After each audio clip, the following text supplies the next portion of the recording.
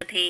आज हम सुनेंगे भाई दूज की कहानी। आप सभी को भाई दूज की बहुत बहुत शुभकामनाएं। भगवान सभी के भाइयों को लंबी आयु दे, सबके भाइयों को खूब तरक्की दे। इसी शुभ मंगल कामना के साथ आइए सुनते हैं भैया दूज के दिन सुनी जाने वाली सभी कहानियाँ। एक बुढ़िया थी, उसके 7 बेटे थे, एक बेटी थी। उसकी बेटी की शादी हो गई थी। जब भी उसके बेटे की शादी होती तो फेरों के समय एक नाग आता और उसके बेटे को डस लेता और बेटा वहीं खत्म हो जाता। इस तरह उसके 6 बेटे मर गए। 7वें की शादी होनी बाकी थी। इस तरह अपने बेटों के मर जाने के दुख से बुढ़िया माई रो रो कर अंधी हो रही थी। भाई दूज आने को हुई तो भाई ने कहा कि मैं तो अपनी बहन से तिलक कराने जाऊंगा। माँ ने कहा ठीक है, चला जा।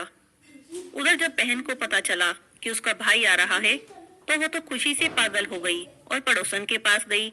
पूछने लगी कि जब कोई बहुत प्यारा भाई घर आए तो क्या करना चाहिए। पड़ोसन तो उसकी खुशी देखकर जल भुन गई और कहने लगी कि दूध से रसोई लीपते, घी में चावल पका दे। बहन ने ऐसा ही किया। उधर भाई जब बहन के घर जा रहा था तब उसे रास्ते में सांप मिला। सांप उसे डसने को हुआ तो भाई बोला, तो मुझे क्यों डस रहे हो? तो सांप बोला, मैं तुम्हारा काल हूँ, मुझे तुमको डसना है। भाई बोला, मेरी बहन मेरा इंतजार कर रही है, मैं तिलक करा के वापस लौटूंगा तो मुझे डस लेना। सांप ने कहा, भला आज तक कोई अपनी मौत के लिए लौट कर आया है जो तुम आओगे? भाई बोला, अगर तुझे यकीन नहीं तो तू ऐसा कर, मेरे झोले में बैठ जा, मैं अपनी बहन के तिलक करा लूं, फिर तू मुझे डस लेना। सांप को उसकी बात जच गई, वो उसके झोले में बैठ गया। भाई बहन के घर पहुंचा, दोनों बहुत खुश हुए। तब भाई बहन से कहता है, बहन जल्दी से कुछ खाने को दे दे, मुझे तो बड़ी भूख लगी है। अब बहन क्या करे, ना तो दूध की रसोई सूखे, ना घी में चावल पके। तो भाई ने पूछा, बहन इतनी देर क्यों लगा रही है, तू बना क्या रही है? तब बहन ने कहा कि मैंने ऐसे ऐसे किया है। भाई बोला, तू पागल हो गई है क्या? कहीं घी में भी चावल पकते हैं या दूध से भी कोई रसोई लीपता है? गोबर से रसोई लीप और दूध में चावल पका। तब बहन ने ऐसा ही किया। खाना खा के भाई को तो बड़े जोर की नींद आने लगी। इतने में बहन के बच्चे आ गए और पूछने लगे कि मामा हमारे लिए क्या लाए। भाई बड़ा गरीब था, बोला मैं तो कुछ भी नहीं लाया। बच्चों ने झोला छीन लिया जिसमें सांप था। जैसे ही उसे खोला तो उसमें तो हीरे का हार निकला। बहन बोली, भाई तू तो कह रहा था कुछ नहीं लाया, तू मेरे लिए इतना सुंदर हार लाया। तो भाई को तो पता था ये तो सांप था, बहन के प्रताप से ही यह तो हार बन गया है। तो बोला, तुझे पसंद है तो तू ही रख ले, मुझे क्या करना हार का। अगले दिन भाई बोला कि मुझे जाना है, मेरे लिए कुछ खाने को बांध दे। तो बहन उसके लिए लड्डू बनाने लगी। भाई लड्डू लेकर बहन से विदा लेकर चल दिया। कुछ दूर जाकर थक गया तो एक पेड़ के नीचे सो गया। उधर बहन के बच्चों को जब भूख लगी तो वे अपनी माँ से कहने लगे कि माँ हमें कुछ खाने को दो। माँ ने कहा, खाना बनने में तो अभी देर है। तो बच्चे बोले कि मामा का जो रखा है वही दे दो। तो वो बोली कि लड्डू बनाने के लिए जो बाजरा पीसा था वो बचा पड़ा है चक्की में, वही जाकर खा लो। बच्चों ने देखा कि चक्की में तो सांप पिसा पड़ा है। आकर जल्दी से माँ को बताया तो वो तो बावली सी हो गई। रोते रोते भाई के पीछे भागी। रास्ते भर के लोगों से पूछती गई, किसी ने मेरा भाई देखा क्या? किसी ने मेरा बावड़ा सा भाई देखा क्या? तब एक ने बताया कि कोई लेटा तो है पेड़ के नीचे, देख ले कहीं वही तो नहीं है। भागी भागी पेड़ के नीचे पहुंची। उसने भाई को नींद से जगाया। वो पूछने लगी कि तुमने लड्डू तो नहीं खाए? तो भाई बोला, नहीं मैंने तो नहीं खाए। तो वो बोली, सच्ची सच्ची बता, तूने लड्डू तो नहीं खाए? तो भाई बोला, ले ये रहे तेरे लड्डू, मैंने नहीं खाए। ले दे के लड्डू दिए थे, उनके भी पीछे पीछे आ गई। तो बहन बोली कि नहीं, तो झूठ बोल रहा है, तूने एक आध लड्डू तो जरूर ही खाया होगा, अब तो मैं तेरे साथ ही चलूंगी। तब भाई बोला, तू नहीं मान रही है तो साथ चल फिर। चलती चलती बहन को प्यास लगी तो वो भाई से बोली कि मुझे पानी पीना है। भाई बोला, अब मैं तेरे लिए पानी कहाँ से लाऊं? देख दूर कहीं चील उड़ रही है, वहीं चली जा, शायद तुझे वहां पानी मिल जाए। तब बहन थोड़ी दूर गई। पानी पीकर जब लौट रही थी तो रास्ते में देखती है कि एक जगह जमीन में 6 शिलाएं गड़ी हैं और एक बिना गड़े रखी है। एक बुढ़िया बैठी थी, उसने पूछा कि ये शिलाएं कैसी हैं? तब वह बुढ़िया बोली कि एक बुढ़िया है, उसके 7 बेटे हैं, 6 बेटे तो मर चुके, अब उसके नाम की ये शिलाएं जमीन मर गड़ी है। अभी 7वें का विवाह होना बाकी है, जब उसकी शादी होगी तो वो भी मर जाएगा। तब सातवीं शिला भी जमीन में कट जाएगी। ये सुनकर तो बहन समझ गई कि ये शिलाएं किसी और की नहीं बल्कि उसके भाइयों के नाम की हैं।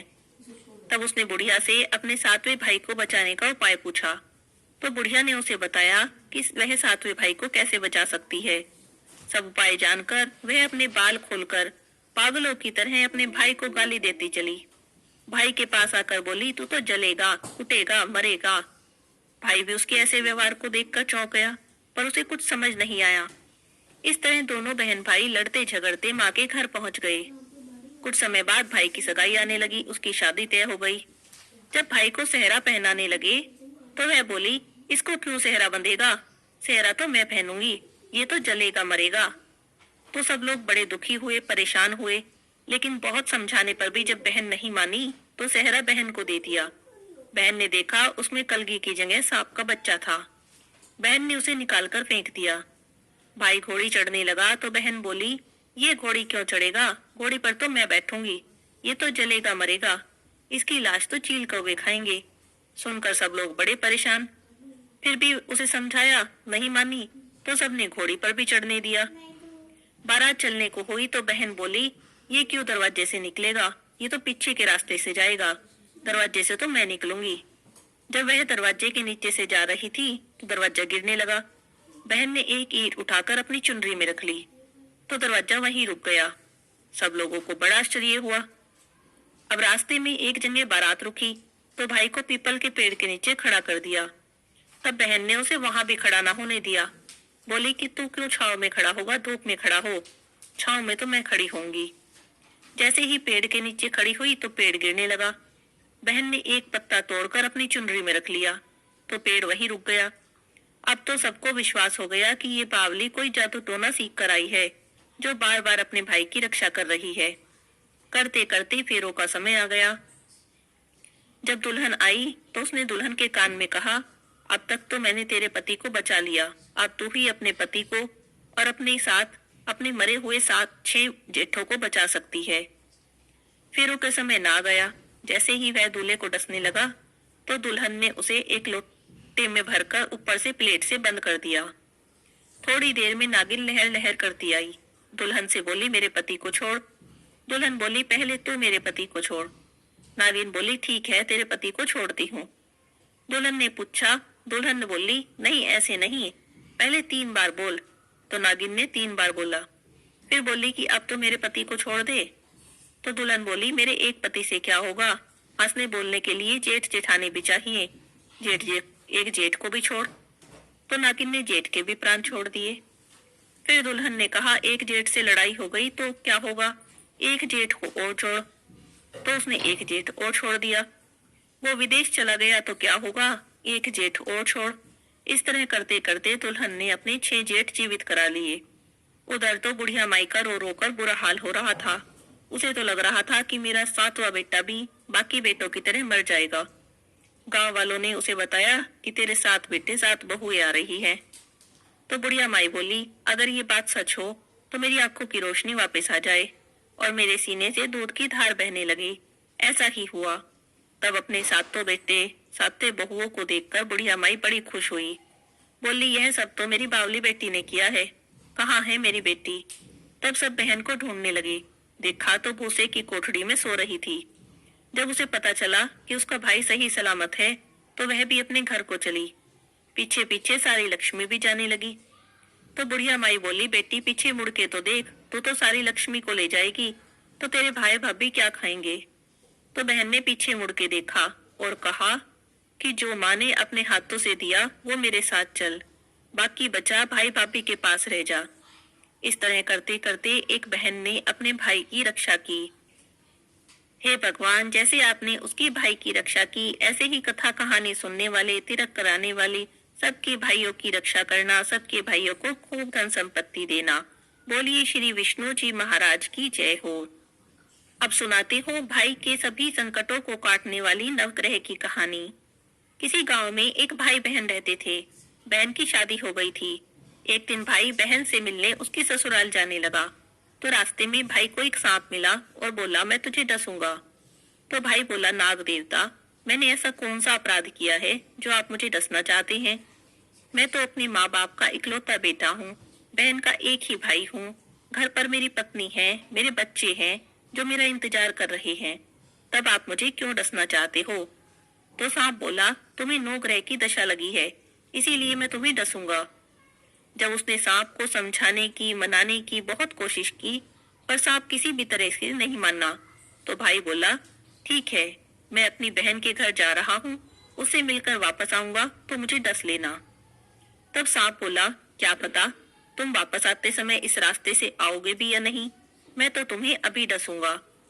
तब भाई बोला, ठीक है, अगर तुम्हें मुझ पर विश्वास नहीं तो ऐसा करो, मेरे इस थैले में बैठ जाओ, मैं अपनी बहन से मिल लूं तो मुझे डस लेना। सांप ने उसकी बात मान ली, उसके थैले में बैठ गया। भाई ने सांप के ऊपर बहुत सारे बेलपत्र ढक दिए, अपनी बहन के घर पहुंच गया। बहन उस समय नवग्रह की कहानी कह रही थी। अपने भाई को आया देखकर कहने लगी, आओ भाई बैठो, मैं नवग्रह की कहानी कह रही हूँ, तुम भी मेरी कहानी सुन लो। अब बहन कहानी कहने लगी और भाई सुनने लगा। बहन ने कहानी सुनाई, जीव की, जानवर की, हाथी की, घोड़े की, कुत्ते की, बिल्ली की, भाई की, बहन की, बेटी की, जमाई की, देवरानी जेठानी की, सास ससुर की, संग सहेली की, सबकी ग्रह शांत हो जाएं। ग्रह चले 8 पग, आदमी चले 4 पग, सांप बिच्छू भंवरे सब आग में जल जाएं। ऐसी कहानी सुनाकर खड़ी हो गई। भाई के पास रखे थैले को देखकर कहने लगी, भाई क्या लाया है? इससे पहले भाई कुछ कहता, उसने थैला उठा लिया और अंदर चली गई। अंदर जाकर थैला खोला तो देखा उसमें तो बहुत सारी मिठाई थी, फल थे, केले थे, संतरे थे, और उसके अंदर जो सांप बैठा था वो चमचमाता हीरे का हार बन गया। बहन ने सोचा, भाई मेरे लिए हार लाया। हार पहनकर बाहर आ गई। बहन के गले में चमचमाता हुआ हीरे का हार देखकर भाई बोला, बहन हार तो बड़ा कीमती लगता है, कहाँ से लाई? तो बहन कहने लगी, कैसा मजाक कर रहा है, तू ही तो लाया है, मेरे लिए थैले में था, बहुत सारी मिठाई थी, फल थे। अब भाई तो हैरान रह गया, बोला, नहीं बहन, उसमें हार नहीं था, उसमें तो मेरी पौत का सामान था। ऐसा कहकर उसने बहन को सारी बात बता दी। फिर बोला, लगता है तेरी 9 ग्रह की कहानी का प्रभाव है, वह सांप का हार बन गया। यह सब तुम्हारे ही भाग्य से हुआ है, तुम्हारे कारण मेरे प्राण बच गए, तुम्हारे भाग्य से ही सांप का हार बन गया। अब एक काम करो, ये हार तुम ही रख लो। थोड़े दिन भाई बहन के घर रहा, फिर चलने लगा तो बहन कहने लगी, लगता है तेरे 9 ग्रह की दशा लगी है, घर जाकर भाभी से कह देना कि 9 ग्रह की कहानी कहा करे। ऐसा कहकर उसने भाई को कहानी बता दी और विदा कर दिया। जब वह अपने घर पहुंचा तो जाकर अपनी पत्नी से बोला, मुझे 9 ग्रह की दशा लगी है, मेरे लिए 9 ग्रह की कहानी रोज कहा करो, तुम कहो मैं सुनूंगा, मैं कहूंगा तो तुम सुनना। 1 लोटा जल का भर ला, साथ में कुछ चावल के दाने ले आ। तब उसकी पत्नी 1 लोटा पानी का ले आई और साथ में कुछ चावल चीनी के दाने ले आई। वह नवग्रह की कहानी कहने लगा जो उसे उसकी बहन ने सुनाई थी। उसने कहानी कही, उसकी पत्नी ने सुनी। उसने कहानी कही, जीव की, जानवर की, हाथी की, घोड़े की, कुत्ते की, बिल्ली की, देवरानी जेठानी की, सास ससुर की, बेटी जमाई की, भाई बहन की, संग सहेली की, नवग्रह की, सबके नवग्रह शांत हो जाएं। ग्रह चले 8 पग, आदमी चले 4 पग, सांप बिच्छू भंवरे सब आग में जल जाएं। ऐसा कहकर नवग्रह को नमस्कार किया। अब वह और उसकी पत्नी रोज नवग्रह की कहानी कहने लगे।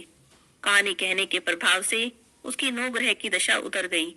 जैसे भाई की 9 ग्रह की दशा उतरी, वैसे ही इस कहानी कहने सुनने वाले सब पर नवग्रह की कृपा बनी रहे, सब पर से नवग्रह की दशा उतर जाए। बोलिए नवग्रह की जय हो। अब सुनते हैं गणेश जी की कहानी। बोलिए गणेश गजानन की जय हो। एक बार गणेश जी एक छोटे से बालक का रूप बनाकर चुटकी में चावल और चमचे में दूध लेकर निकले। हर किसी से कहने लगे कि कोई मेरी खीर बना दो, कोई मेरी खीर बना दो। लेकिन सब लोग हंसने लगे, भला इतने से चावल और दूध की भी कहीं खीर बनेगी? आगे चले तो एक बुढ़िया माई बैठी थी। कहने लगे, माई मेरी खीर बना दो। तब बुढ़िया बोली, अच्छा ला, मैं बना दूं तेरी खीर। ऐसा कहकर छोटा सा बर्तन चूल्हे पर चढ़ाने लगी। तब गणेश जी बोले, दादी माँ इतने छोटे से बर्तन को क्यों चढ़ा रही हो? तुम्हारे घर में जो सबसे बड़ा बर्तन हो वही चढ़ा दो। अब बुढ़िया माई ने बात मानी। सबसे बड़ा बर्तन चूल्हे पर चढ़ा दिया। उसमें दूध चावल गिरे तो देखती क्या है, जो थोड़े से चावल और दूध बर्तन में डाला था, बर्तन तो पूरा भर गया। तब गणेश जी बोले, दादी जी मैं नहा कर आता हूँ। थोड़ी देर में खीर बनकर तैयार हो गई। तो बुढ़िया माई के पोते पोती खीर खाने के लिए रोने लगे। बुढ़िया माई ने कहा, गणेश जी तेरे भोग लगे। ऐसा कहकर चूल्हे में थोड़ी सी खीर डाली और कटोरी भर भर के खीर बच्चों को दे दी। बुढ़िया माई की पड़ोसन ऊपर से देख रही थी। बुढ़िया माई ने सोचा, इसे खीर न दी तो चुगली कर देगी। एक कटोरा भर के खीर उसे भी दे दी। बेटे की बहू ने भी चुपके से एक कटोरा खीर खा ली और कटोरा चक्की के नीचे छुपा दिया। गणेश जी अभी भी नहाकर नहीं आए थे। अब तो बुढ़िया माई को भी भूख लगने लगी। उसने भी एक कटोरा खीर ली, किवाड़ के पीछे बैठकर कहने लगी, गणेश जी आपके भोग लगे। ऐसा कहकर खीर खाना शुरू कर दिया। इतने में गणेश जी आ गए। बुढ़िया माई बोली, आजा रे गणेशिया खीर खा ले, मैं तो तेरी ही राह देख रही थी। गणेश जी बोले, माई मैंने तो खीर पहले ही खा ली। बुढ़िया माई ने पूछा, कब खाई? गणेश जी बोले, जब तेरे पोते पोती ने खाई तब खाई, जब तेरी पड़ोसन ने खाई तब खाई, जब तेरी बहू ने खाई तब भी खाई, और अब तूने खाई तो मेरा तो पूरा पेट भर गया। बुढ़िया माई बोली, बेटा सारी बात सच है, पर बहू बेचारी का नाम मत ले, वो तो सुबह से काम में लगी है, भला उसने खीर कब खा ली? तब गणेश जी ने कहा, चक्की के नीचे देख, झूठा कटोरा पड़ा है, तूने तो कम से कम मेरे भोग लगाया, वो तो वैसे ही खा गई। बुढ़िया माई बोली, बेटा घर की बात है, घर में ही रहने दे, अब बता बची खीर का क्या करूं? गणेश जी बोले, सारी नगरी चिमा दे। बुढ़िया माई नगरी में न्योता दे आई, सारी नगरी चिमा दी। बर्तन फिर भी खीर से पूरा भरा था। राजा जी को पता लगा, उसने बुढ़िया बुलाई और कहने लगे, क्यों री बुढ़िया, ऐसा बर्तन तेरे घर में अच्छा लगे या हमारे घर में? तब बुढ़िया माई बोली, राजा जी आप ले लो। राजा जी ने खीर का बर्तन महल में मंगा लिया। महल में आते ही खीर में तो कीड़े मकोड़े पड़ गए, खीर से दुर्गंध आने लगी। राजा जी ने बुढ़िया बुलाई, कहने लगे, बुढ़िया इस बर्तन को वापस ले जा, ये बर्तन हम तुझे ही दे देते हैं। बुढ़िया माई बोली, राजा जी आप देते तो पहले ही दे देते, ये बर्तन तो मुझे मेरे गणेश जी ने दिया। बुढ़िया माई ने बर्तन वापस मंगा लिया। बुढ़िया माई के घर आते ही वापस खीर सुगंधित हो गई। अब बुढ़िया माई गणेश जी से बोली कि गणेश जी इस बची खीर का क्या करूं? गणेश जी ने कहा कि झोपड़ी के कोने में गट्टा खोद के गाड़ दे, उसी जगह सुबह उठकर खोदेगी तो धन के 2 घड़े मिलेंगे। ऐसा कहकर गणेश जी जाने लगे। बुढ़िया माई बोली, इस छोटी सी झोपड़ी में इतने सारे धन का क्या करूंगी? तो गणेश जी ने झोपड़ी की लात मारी, झोपड़ी की जगह पर महल खड़ा हो गया। सुबह उठी तो बुढ़िया माई की बहू फावड़ा लेकर पूरा घर खोदने लगी, कुछ नहीं मिला। तो बहू बोली, सासू जी तारे गणेश जी तो झूठे हैं। सासू जी बोली कि बहू हमारे गणेश जी झूठे तो नहीं है, ला मैं देखूं जरा। वो सुई लेकर खोजने चली तो टन टन करते 2 धन के घड़े मिल गए।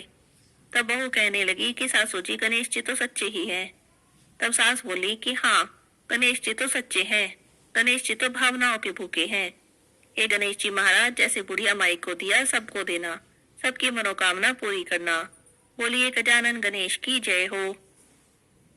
एक तपसी था और एक लपसी था।